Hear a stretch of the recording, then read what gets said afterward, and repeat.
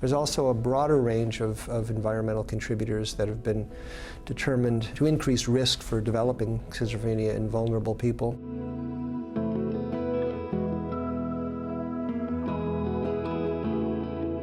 In addition to the genetic contributors, there's a number of possible environmental risk factors. Some of these occur in gestation.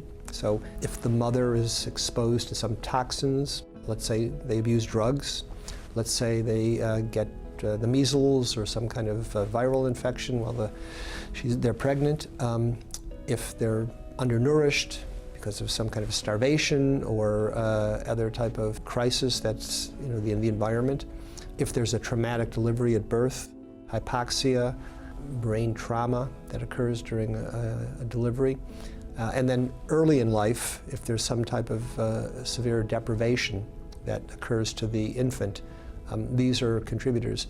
There's also a broader range of environmental contributors that have been determined to increase risk for developing schizophrenia in vulnerable people. One is urban living.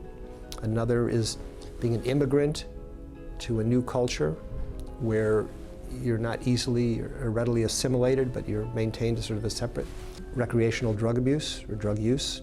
So if you have genetic vulnerability to the illness and you happen to experiment with cocaine or methamphetamine or smoke pot, these are risk factors also.